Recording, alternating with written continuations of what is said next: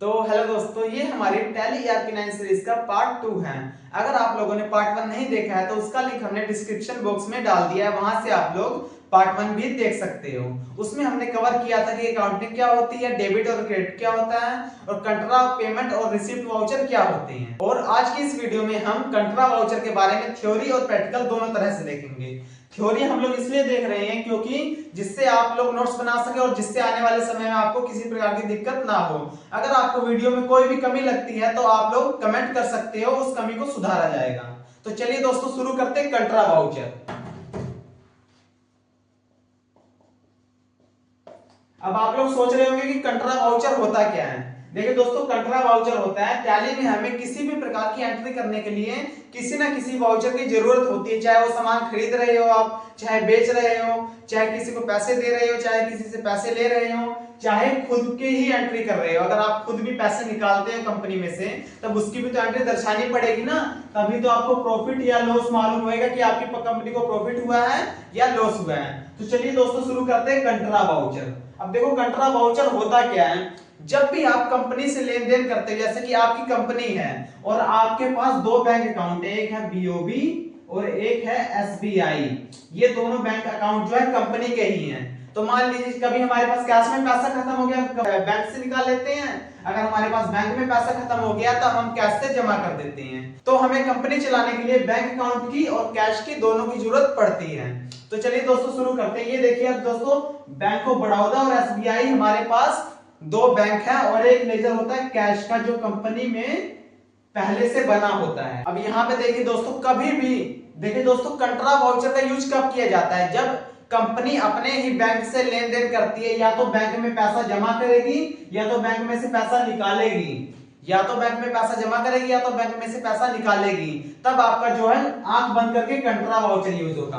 Bank से संबंधित कोई भी ट्रांजैक्शन आएगी उसके लिए आपका कौन सा वाउचर यूज होगा, कंट्रा वाउचर यूज होगा। अब देखिए दोस्तों, कंट्रा वाउचर में एंट्री किस प्रकार की जाती है। सबसे पहले आपको किसी भी वाउचर में एंट्री करने के लिए लेजर बनाना पड़ता है। अब ये लेजर क्या होता है, लेजर होता है जैसे आपने बीओबी का लेजर बनाना है तो लेजर का मतलब सिंपल यही होता है, इस बैंक का विवरण देना। जैसे आपने एसबीआई का लेजर बनाया है तो यहाँ पर इस बैंक का विवरण देना कि इसका पूरा नाम स्टेट बैंक ऑफ इंडिया है और इसका एड्रेस यहाँ की शाखा है, अकाउंट नंबर ये है, आईएफएससी कोड ये है। मतलब इस बैंक के बारे में आपको पूरा विवरण देना, ये आपका लेजर कहलाता है। तो कंपनी में आप कभी भी कोई एंट्री करते हो उसके लिए आपको लेजर का निर्माण करना बहुत ही आवश्यक होता है। अब देखिए लेजर के निर्माण में सबसे इंपॉर्टेंट होता है आपका अंडर ग्रुप। किसी भी प्रकार का लेजर बनाओगे उसका अंडर ग्रुप ही डिफाइन करेगा वो किस प्रकार का लेजर है। तो मान लीजिए हमें बैंक ऑफ बड़ौदा का लेजर बनाना है, बीओबी का लेजर बनाना है। तो ये बीओबी क्या है हमारा, ये कोई व्यक्ति नहीं है, ये कोई सामान नहीं है, बीओबी है हमारा एक बैंक है, ठीक। तो इसका लेजर में अंडर ग्रुप क्या आ जाएगा, आपका बैंक अकाउंट्स आ जाएगा। बीओबी के लेजर में अंडर ग्रुप आपका आ जाएगा बैंक्स अकाउंट। और आपका दूसरा बैंक आता है एसबीआई। एसबीआई क्या है, ये भी हमारे एक प्रकार का बैंक है, इसका भी जो अंडर ग्रुप क्या हो जाएगा आपका बैंक्स अकाउंट हो जाएगा, ठीक। इसका भी अंडर ग्रुप आपका हो जाएगा बैंक्स अकाउंट। अब देखिए दोस्तों, जो आपका थर्ड लेजर आता है कैश। कैश जो आपका होता है कैश इन हैंड, इसका अंडर ग्रुप हो जाएगा कैश इन हैंड। लेकिन ये जो कैश वाला लेजर है ये आपकी टैली में पहले से बना होता है। एक कैश वाला लेजर और एक प्रॉफिट एंड लॉस अकाउंट आपका पहले से बना होता है।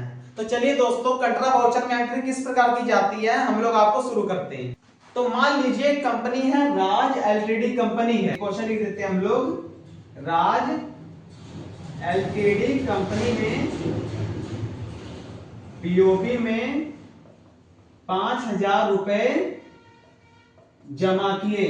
तो ये क्वेश्चन आता है आपका। देखिए दोस्तों, राज एलटीडी कंपनी जो है अपने अकाउंट बीओबी में 5,000 रुपए जमा कर रही है। तो ये अपने बैंक में 5,000 रुपए जमा कर रही है। इस क्वेश्चन के लिए आपको कौन सा वाउचर यूज होगा, कंट्रा वाउचर यूज होगा।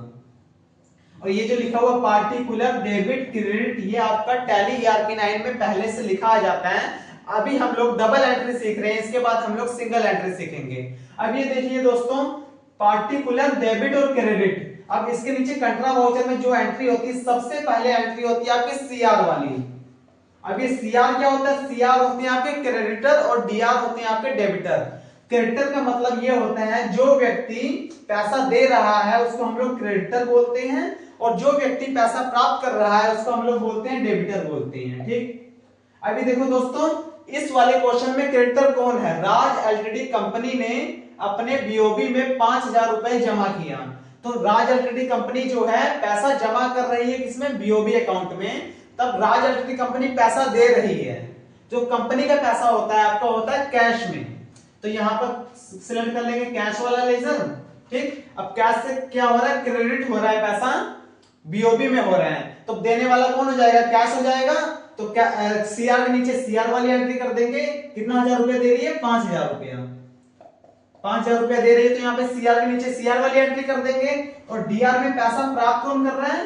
बैंक प्राप्त कर रहा है, क्योंकि बीओबी में पैसा जमा हो रहा है ना, तो बैंक प्राप्त कर रहा है। तो यहाँ पे डेबिट में बीओबी लिख के यहां पर आपका जो है 5,000 लिख देंगे। उसके बाद ये जो आपकी एंट्री है, ये एंट्री आपकी बराबर हो गई। तो देखिए दोस्तों, पहला क्वेश्चन तो हमारा हो गया। राज एलटीडी कंपनी ने अपने अकाउंट बीओबी में 5,000 रुपए जमा किया था। तो ये तो आपका टैली में पहले से स्ट्रक्चर बना आता है, पार्टिकुलर, डेबिट और क्रेडिट। और जो कंट्रा वाउचर होता है इसके अंदर आपको सबसे पहली एंट्री होती है सीआर वाली। जो व्यक्ति पैसा दे रहा हो उसकी एंट्री सबसे पहले करते हैं। तो इसमें जो है कंपनी पैसा दे रही है बीओबी को, मतलब कंपनी अपने बैंक में पैसा जमा कर रही है। तो सिंपली क्या हुआ? सीआर करके यहां पर कैश लिख दिया। कंपनी का पैसा होता है कैश में, तो सीआर कैश करके यहां पर लिख दिया 5,000 रुपया। क्रेडिट के नीचे क्रेडिट लिख दिया और डेबिट के नीचे हमने डेबिट वाला पैसा लिख दिया।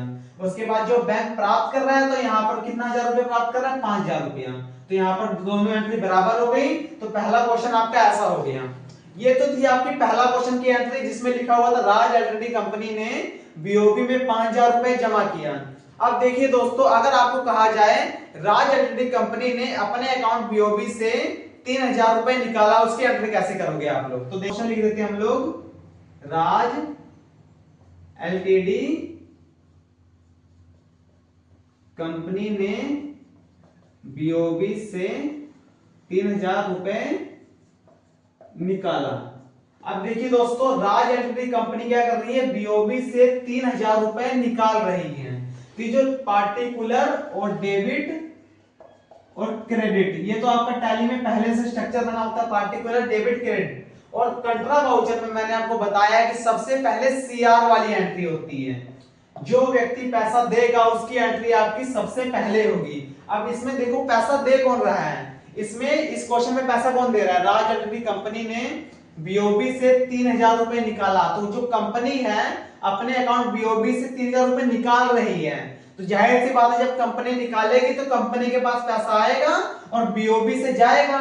तो क्रेडिट में जहां से पैसा गया हो क्रेडिटर वो होता है, तो यहां पर बीओबी जो है आपका क्रेडिटर हो जाएगा। बीओबी से पैसा चला गया, बीओबी को रख देंगे क्रेडिट में, तो क्रेडिट के नीचे क्रेडिट वाली एंट्री कर देंगे और डेबिट के नीचे हम लोग डेबिट वाली एंट्री कर देंगे। तो बीओबी से कितना हजार रुपए गया? 3,000 रुपए, ये आ गया। अब उसके बाद डेबिट में क्या लिखेंगे? राज एलटीडी कंपनी, और राज एलटीडी कंपनी का पैसा किसमें है? कैश वाले लेजर में है, तो डेबिट में हम सिलेक्ट कर लेंगे कैश। डेबिट के नीचे डेबिट वाली एंट्री,